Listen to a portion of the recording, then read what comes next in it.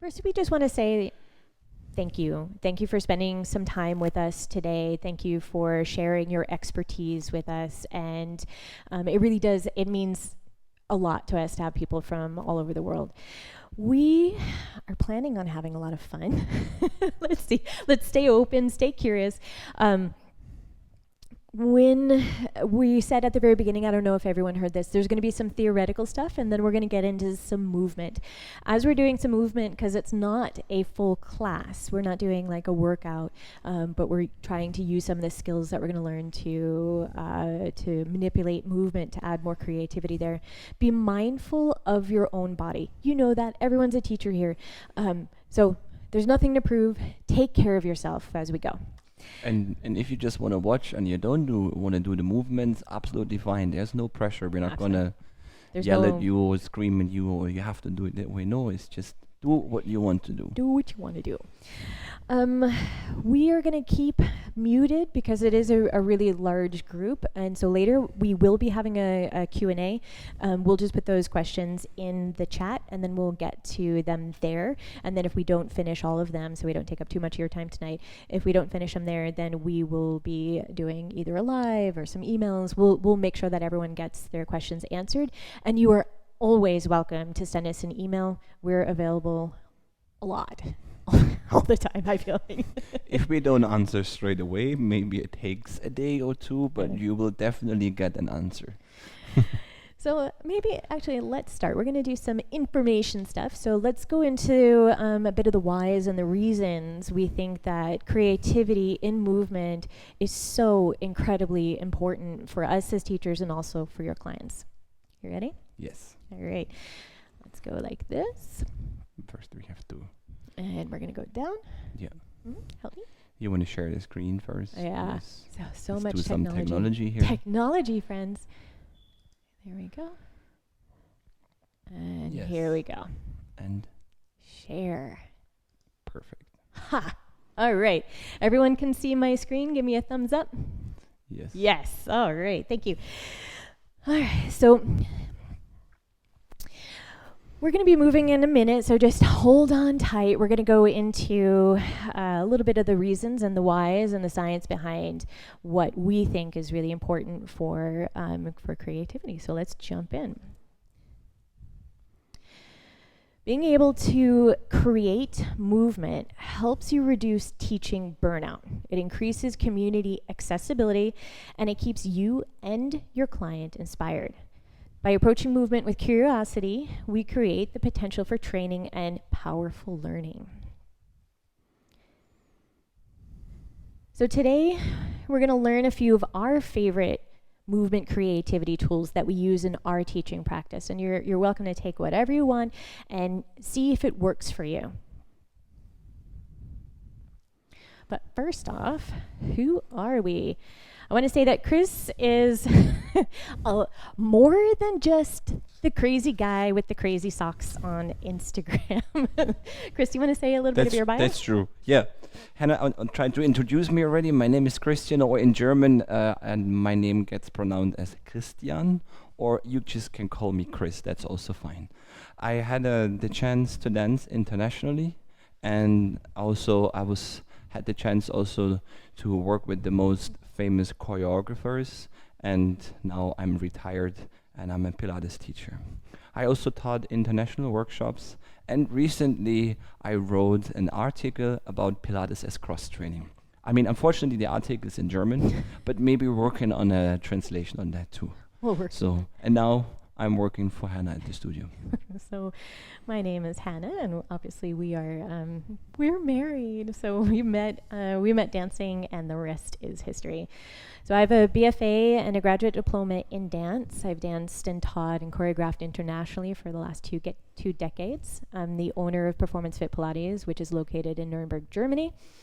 And I've been not only in the dance world, but sort of the yoga world since 2000 and teaching Pilates since 2005. So you could probably say that creative movement has been the basis for our entire careers. All right. Let's go. We make a climate of Experimentalism and exploration encourage the development of individual approaches. So individual approaches from our teachers, but also from our students. So this mini workshop is meant to inspire you to start somewhere, to find your interests and areas of practice, to engage in your own critical and physical thinking. Oops, can you go me over there? We always want to say to start with you. So you are in the right place today if you want to expand your movement creativity. You will always do what your former teachers have taught you and your prior physical experiences, which is a fantastic starting point. Observe and acknowledge your habits, stay present, expand your range. So first we want to always think, what is the purpose of the work that you're teaching or the exercises? And what can you integrate or replace with things? As teachers, we have all come together not to prove ourselves, but to improve ourselves. A little bit more on that later. Don't filter, just do. So in improvisation, they say, never say no to an idea.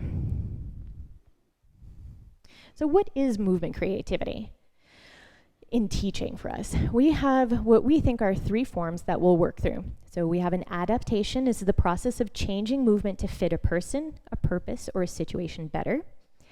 We have a generation. Movement generation is the act of creating movement using choreographic tools.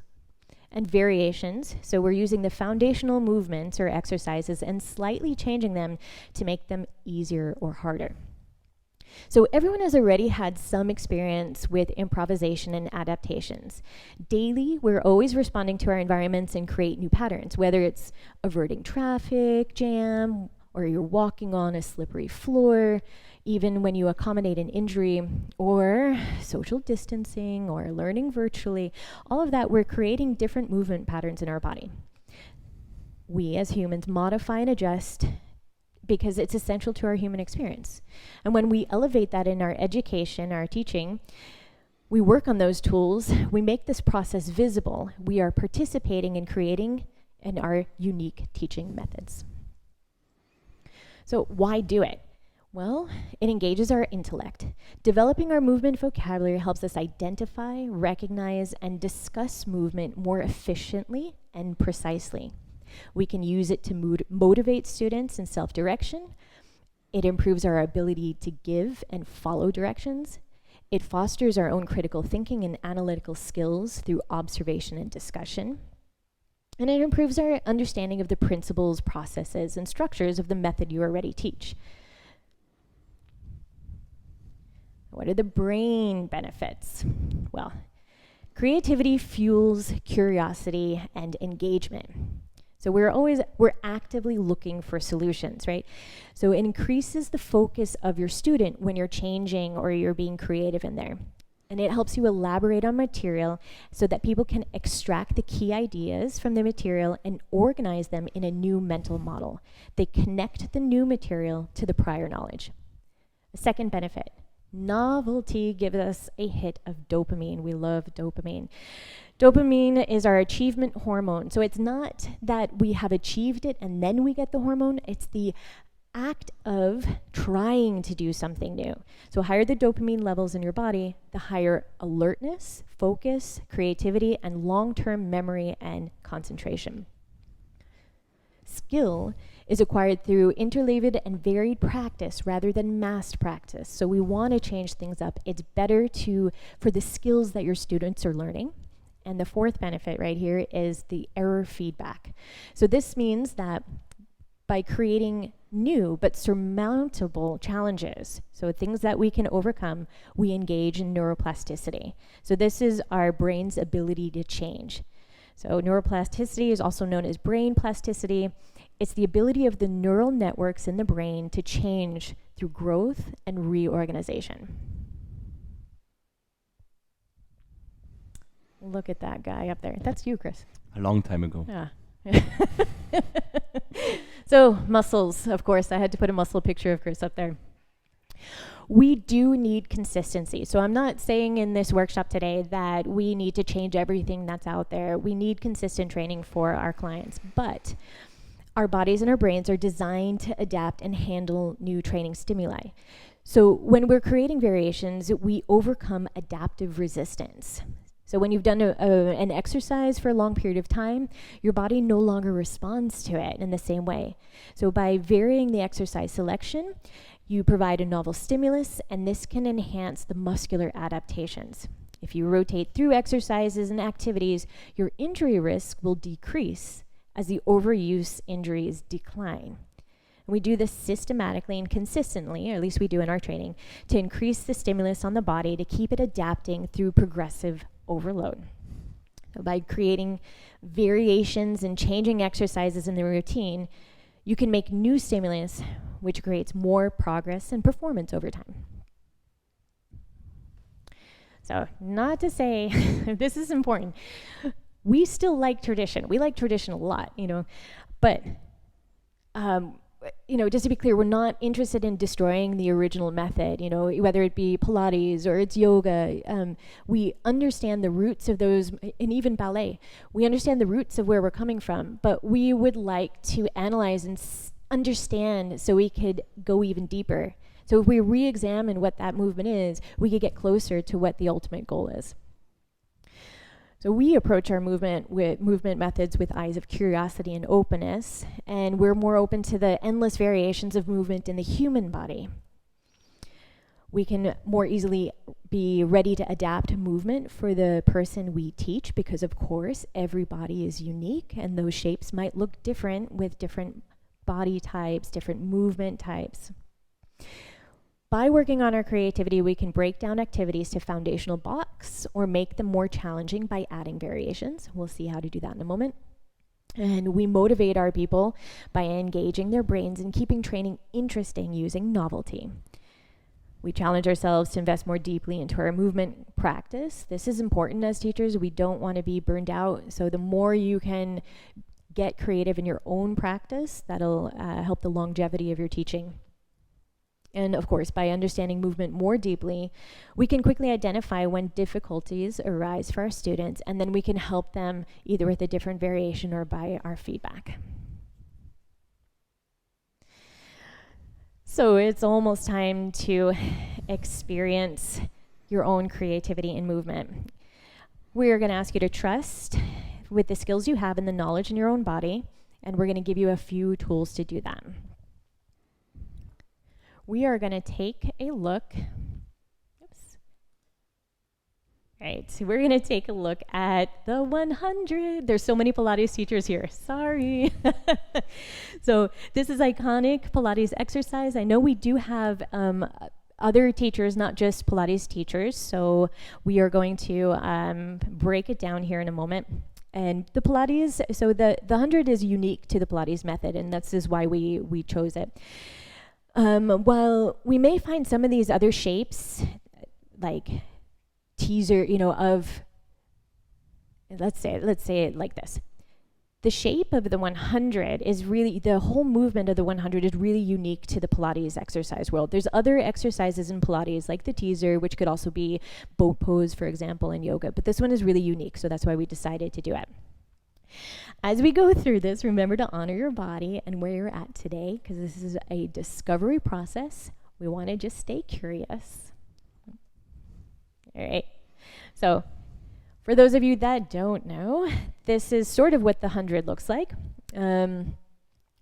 So our target, so for the people that are interested, that are not Pilates teachers, your target and accompanying muscle groups. So we have spinal flexors, you could see that there, hip flexors.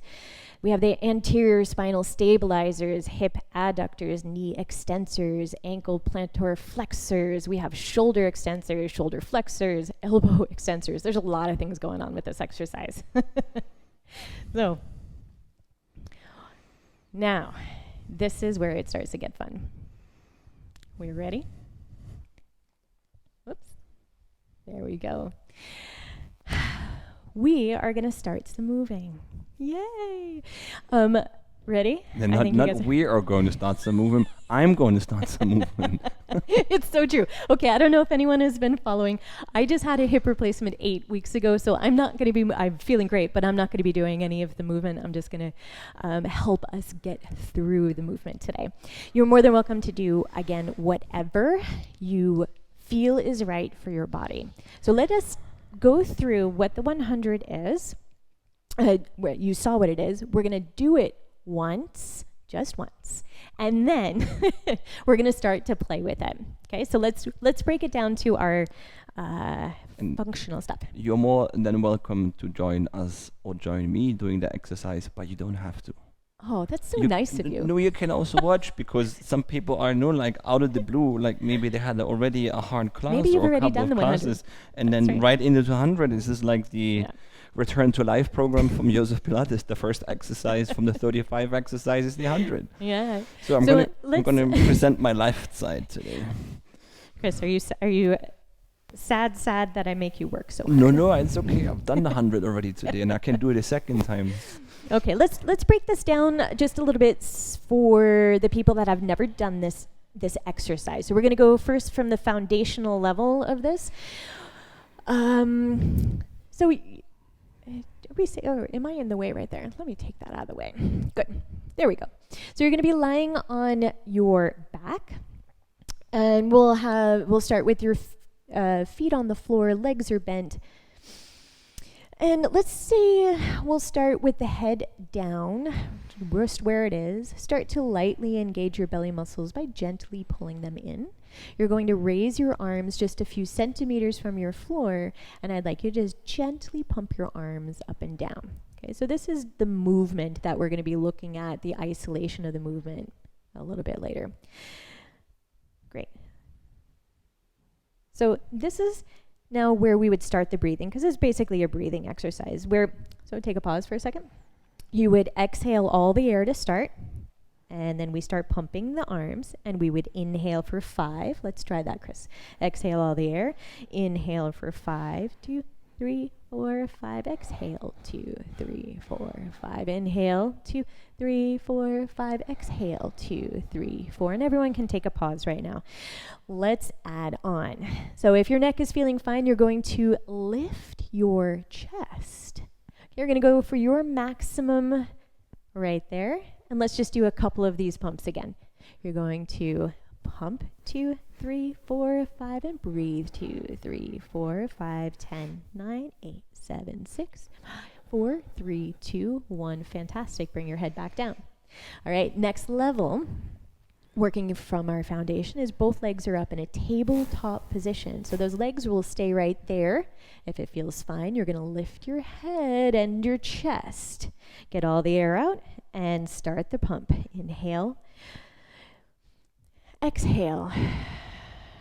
Last 10, 9, 8, 7, 6, 5, 4, 3, 2, 1. Bring your head back down to the floor. All right, we're going to just go through the 2 other leg positions that we normally teach. The legs can either be stretched all the way up to the sky, lengthened out, or if you're looking for an ultimate challenge, you're going to lower those legs on an angle that you can control with your low back. Okay, so we're going to lift our chest again. All right, check it out. Take a breath. Here we go, just 10 times. A breathe, 2, 3, 4, 5, and breathe, 2, 3, 4, 5. Take a pause. Okay, so those are all of our foundations. Choose one, and let's do the full 100. Okay, this is the only time it'll stay like this, I promise. Choose wisely. Choose wisely. This is my suggestion. All right, choose the position that you would like, and we're going to go for a traditional. Exhale all that air out, and let's go. Inhale, 2, 3, 4, 5. Exhale, 2, 3, 4. Good. 10. 1, 2, 3, 4, 5. We breathe. 2, 3, 4. 21. 3, 4, 5. And out. 2, 3, 4. 30. 1, 2, 3, 4, 5. Good. 2, 3, 4. 41. 3, 4, 5. Keep your rhythm. 3, 4. 51. 3, 4, 5. Nice. 2, 3, 4. 60. 1, 2, 3, 4, 5. Out. 2, 3, 4, 71. 3, 4, 5. Good choices. 80. 1, 2, 3, 4, 5. 2, 3, 4, 90, 10, 9, 8, 7, 6, 5, 4, 3, 2, 1. You're done. All right, bring the head back down. Just give a little look from one side to the You other. were counting extra slow today. I wasn't I? It's okay. So many beautiful Pilates teachers here. I had to do it. It's okay. All right. So that's your Pilates exercise. That's the 100 for anyone that wasn't familiar with it before. And so we see how we're not really getting into the creativity yet. This is where we start to work. Again, for this movement practice, change what you need to make it work for your body. So I would say that most Pilates teachers would agree that this is it's a breathing exercise. We got a lot of things going on. We have our belly working and stuff, but we're definitely working on the breath. So what happens if we change the way that we're breathing? So this is our first tool right here. So just try it out. We won't do the full 100 again, but let's switch the order. Okay, so pick the position that you want to hold. Inhale to prepare, and exhale. And then inhale and exhale. So just change whatever way you would normally do it or teach it. Okay? And take a pause for a second. Chris, you don't have to do the full 100 again. I wanted to do at least finish the 10 I started. Oh, that's so nice. Okay, so what if we change the breathing again? So either start with the inhale or the exhale. It doesn't really matter for right now. We're going to breathe staccato, meaning that on the breath, you're sort of punching with the breath. So it'll be little pulses of air on the out and on the in. So a little bit more pressing there. Yeah, Is so what that you it's mean. that Okay. it's like it feels very bouncy almost in the breath. Okay? Let's Hopefully see if we my get- microphone is not exploding. Sorry Okay. if his microphone explodes in your ear. All right, let's staccato. So let's hear you breathing, Chris.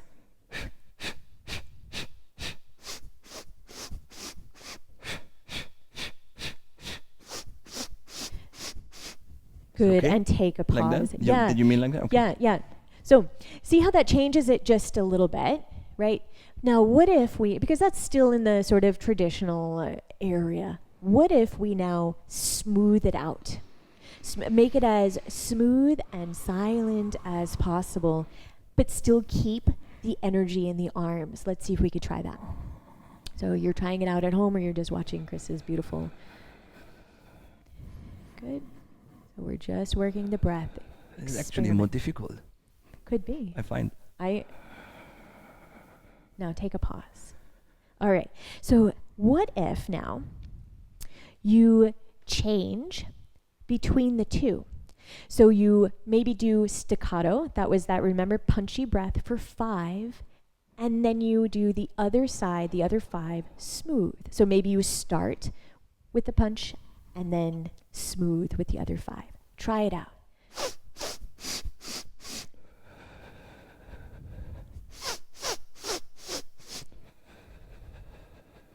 Good. So, pretty interesting, right? Interesting, yeah.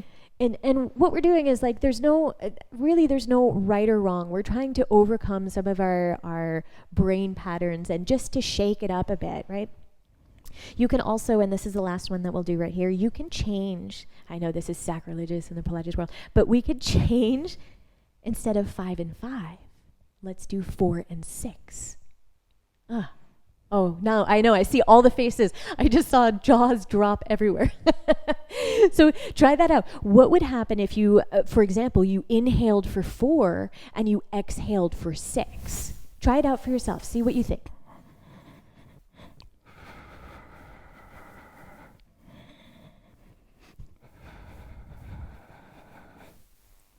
Right? So it has a sort of a different quality that goes there. And for us people that practice Pilates our whole life, that's really hard to change that breathing pattern. So that's kind of fun. Can be also 10 for inhale, 10 for exhale. Yeah. Could be also possible. Yeah. So it's just changing maybe the rhythm of the breath would be really great. So now this was playing with the breathing. Now let's play with something else. So we have this arm movement that's happening. Right, so we're pumping up and down. Now, what happens if we for example, do staccato breath and arms for 5. And then on the inhale, we raise our arms up above your head. So we start with exhale. Yeah. So that, for example, that 5 times on the exhale, and on the smooth inhale, we're raising the arms. Right? Try that out and see how that feels.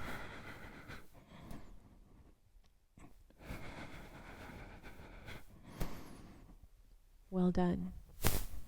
Good. I think it's tricky with the legs up. Yeah. So of course you could choose, because we're playing, we're learning tools. You could do if those legs are up in that long position. Whoa, hello abdominal muscles. Just it's like a double leg stretch 100. Yeah, it's like a little bit of everything in there. So just one idea there. Good. So what if we're still having the movement of the arms, right? So we have that little pumping movement, but we're going to add a diagonal going up. So we can still breathe maybe staccato. So you're going up like a clock. You want to show that, Chris? So you're going to be going up for 5 and down for 5. So now we're moving on, isolating. Yep. So try it out and see how that feels. So we're just changing that one element. So we have, yes. Interesting. Yeah. Good. Now, since we're just working with arms right now, what would happen if you're staggering the arms? So maybe, Chris, can you sit up and show them what that looks like with the arm movement? So it's going to be one after another. One after another. Okay, so keep everything else the same. See how that feels if you want to. You can bring your feet up. Exactly. So now you're adding perturbation in your exercise with that one little change. Your clients will love you. It's really hard to try and stay stable in there. Great. So what if we now apply that principle of isolation to the legs? What happens with the legs? I know, Chris, on IG, you did something similar to this a little while ago. So what if you had the heel clamps, the beats? Yeah, let's do the beats. So your chest would be lifted, perhaps. Like this. Oh, change your angle. With the flex? Yeah, let's do it flex so we could see it. So where you're just opening and closing the legs at the same time you're working the breathing. See how that works then. So maybe keep your arms still, or only the leg at the end. Okay. Yeah, so you could change it up. I mean, it's just about finding the different things. So if you're isolating arms, they go up and down, and then the legs. I think it's hard to do both at the same time, but you can. Yeah. Yeah, this is tough. That's really tough. Oh, there's a coordination. So that's the principle of isolation. Let's work on more isolation of the legs. The upper body is going to stay. Okay, and it's just the legs, and you're going to flutter kick the legs. So what I mean is they're on a long diagonal, and you're going to make small little movements, right? And you could go down and up, or you could just stay on one side. So if you're going down and up, maybe those 5 counts down and 5 counts up.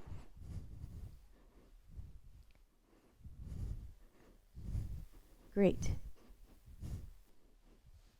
All right, take a pause there. That's hard work, going up and down the stairs. Now, what would happen for the stability in the body if you just do one side of the body? So we're isolating rather than upper body and lower body as we had been doing. We have one side. So Chris, you're going to show your one arm and one leg. The other leg can be either, you could do it over crossed. Diagonal, so your left arm, right leg. Keep your right arm down so that we have, yes. You mean like this? No, just your arm. Just the arm. You're getting super creative, Chris, there. Okay, so this is one way to work one side of the body. And what I had originally meant is keep your right hand down, Chris. Keep your left leg in the air. And your left arm is the one that's going to be pumping. Okay, so that we're working then the left, on our case, we're working the left side of the body.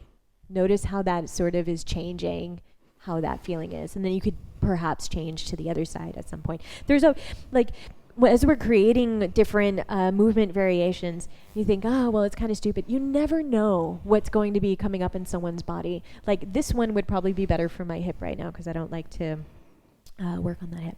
Anyways, what if we work on then asymmetry with the upper body? So choose your leg position. You could be on the floor all the way up. And as we lift our chest, we're going to rotate to one side. Good. So you're all the way crossed over. And maybe you could give 10 or 20 pumps on one side. So we added that rotation. And then you could go to the other side, for example.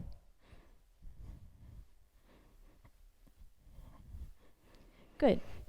What if, so when we're talking about asymmetry, the legs, we could keep them in a position, but they're asymmetrical. So one up, one down. All of these tools that we're doing, you can use on any movement, just so you know. It's not just the 100. Okay. You could also have one leg bent, one leg long. There's lots of different variations for the asymmetry. And what we're trying to do is, especially for clients that have been with you for a long time, adding just a tiny bit of variation once in a while is really going to get them thinking, what if we did, all right, so this is a fun one. I really like this. Levels. Okay, so when we're changing our relationship to gravity, it changes the way the muscles function and the type of contraction it's needed to control the movement. We all know that. Let's see if let's come up to kneeling. I can do that. Yeah? All right. So let's go on a knee stand. So if we're in our knee stand, you can, on this level, press the arms back. This is one that I love to do for my pre and postnatal classes. You can also, as you have two variations, you can stagger the arms right here, just like we did before. Adds another level of instability. That's kind of fun. All right. And what if you went into a little bit higher? So you're in a lunge just with one knee. So the one knee is down. Exactly. And let's go back to symmetry with the arms. Okay, still, for some clients, this would be a very hard variation. Of course, then it's the yeah, it's hard to keep it there. To keep it stable. Yeah. So what if we were to tuck? Sorry, Chris, but you're gonna tuck the back toes and hover the left leg. Yeah, actually. So tuck the back toes and hover that knee from the floor. Hello, that's a lot of extra work. Careful at home, everyone. And those are staggered arms. And you could stagger it. Yes. Perfect. Good. You could come up to standing. Good. And you could still, so either right, just like this, you could do a 100 standing and trying to stay stable in your trunk. You're still fulfilling the same objective, right? So what if we'll stick with the symmetry. Sorry. Well, we'll just do one variation. Okay. Now what happens then? Maybe turn to them, Chris. Perfect. What happens now if you raise your heels? Oh yeah, I'm on a mat here. That is nice so tricky. So we're talking about levels. So this is our highest, right? Because the only thing higher would be in the air, which I don't think we're going to be the jumping 100. I don't think we're going to be jumping the 100. But like if we were choreographing, then maybe you could do that. But don't worry, we're not going to do that now. And or just on one leg. One leg is one. For example, or back. Or up. Even side. Or side. Perfect. Change. Great. Yep. And what if you go, let's bring it down again. So we're in sort of an all fours, but your hips are then hinged to the back. Okay? And try that. Hips are hinged to the back, so the spine stays long. Notice how that happens because what happens because of the relationship to the floor, to gravity. Mm-hmm. And of course, so that was a little bit more back extensors. And now try it maybe prone, because we've been the reverse 100. It's actually, did you know that the 100 can be also good for your back extensors? Yeah. So not just abs, my friends. Really? So you're going to be there. Right? So you could do a little bit of back extension if you want. You could keep it down on the ground. You could raise those legs. So we're just looking at, of course, all of those variations. So you can, you can get crazy and do more variations in there. Awesome. Why don't you stretch your backs out, move around a little bit because those prone ones are kind of hard. Something that we're not going to get to today are props. We just don't have time for it, but I just want to acknowledge the versatility. Good, you can go back to your normal. So another way that we can play with this is speed, right? So we're not going to do it right now, but you can speed it up. You could slow it down. Every person will have their own, we would call it body time, so their own innate speed. So you could just see what that is and then change it from there. Like a really slow 100 is really advanced. Not the really, really slow, just not the 1, 2, 3, 4, 5. So no, 1, 2, 3, 4. Oh, yeah. This killer. is a killer. Well, another thing that we have is sometimes we're calling it shape shifting. So you add 2 exercises together to make a new exercise. So we won't go through all variations, but what about like scissors and the 100? Of course, there's endless variations. Then we'll just show it. Each 5 switching the leg. Yeah, sure. Okay. Sure. There's no right or wrong here. Right? So you can say shape shift with sort of like with the crisscross. You could do a similar one. You could do a teaser on the 100. You could do a single leg stretch. You have that develope. Lots of really fun things. Yeah. And that's hard. So up from the teaser and down, for example. That's fun.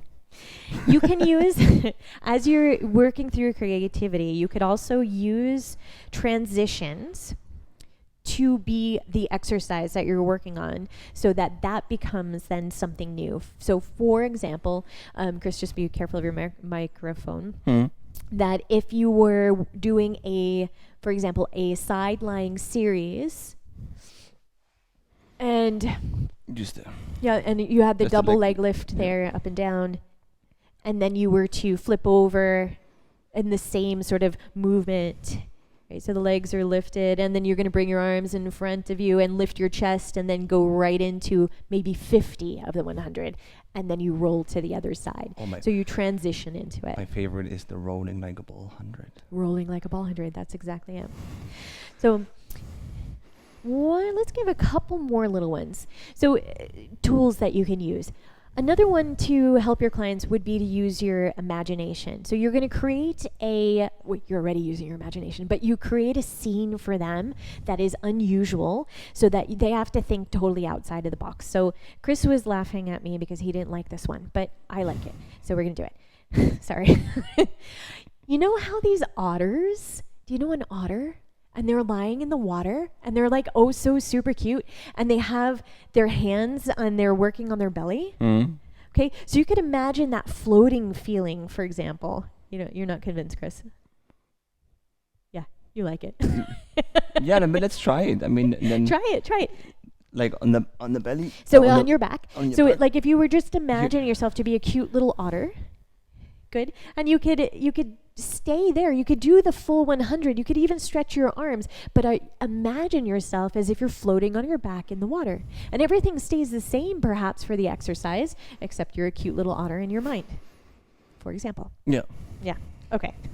Last little things that I'd like to maybe introduce then are really small details. So we get into these like minute detail changes, because it's going to elicit even more focus from your brain.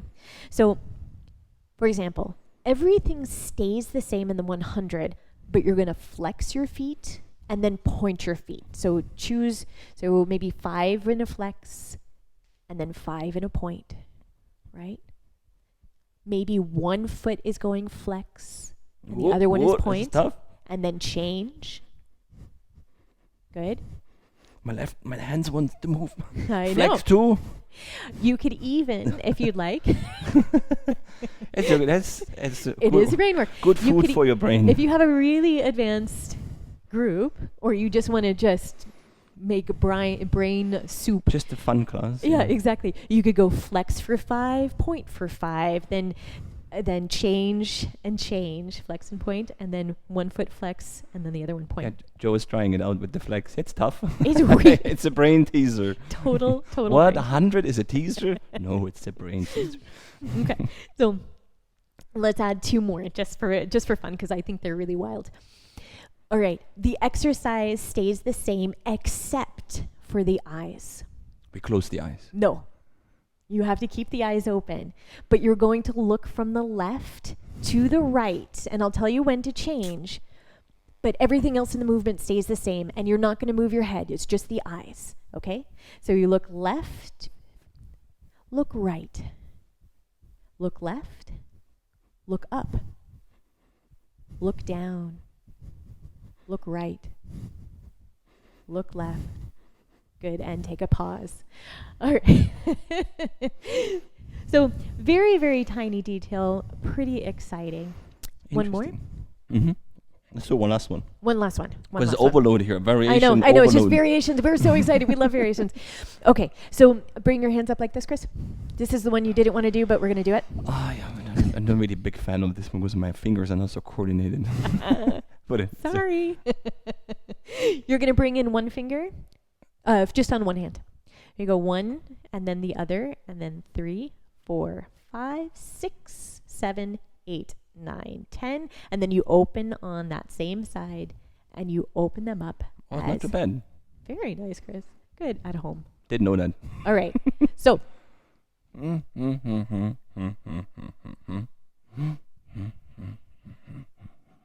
Okay. So that's the basis of the variation. Haha. So what happens now if you are in your 100 and you add? So you're adding a movement right there. Everything else stays the same. See if you can get them With going. pumping the arms. Oh, yeah. Yeah. Or if that's too much, Mm-hmm. you're going to do it without pumping. See what the brain does. Definitely with pumping, more difficult. Yeah. I mean, kind of fun. My right hand is more coordinated than my left one. Yeah. All right, take a break, Good. you guys. Yeah. So there's Interesting. endless variations. Really, it's so much fun when you take one movement or two, take one movement and really just go deep into those variations. So these are really just some of the tools that we use. You don't always need to have the fanciest one, fanciest exercise. It's these small little creative changes that really can help your students. And Chris and I, we both recommend that you start with one movement modification at a time, because there's usually just plenty to explore with one. You can make a whole class. Well, this is great. I would like to thank you so much, for these really super interesting questions. Keep them coming, and if we didn't answer them, you're gonna please send them to us in an email, because we will be getting to everyone that's there. Thank you for watching and taking part of our creativity workshop. Even though we were talking about a Pilates exercise in this workshop, really the skills can be applied to any sort of movement. So I hope that you have a lot of fun with that, getting creative with your own home workouts or for your clients. Now, just one thing about creativity, we know that we do need some regular movements before we get into that creative work. We've talked a little bit about that in this workshop, and we talk about it even more in some of our other workshops. For instance, Train the Trainers, where we go really deep into teaching skills and how we can really shape the lives of our clients that we're working with. If you are interested in hearing a little bit more about Train the Trainers, just reach out and we'd love to get back to you on that. Until the next time, have fun and great, happy training for everyone. Bye-bye.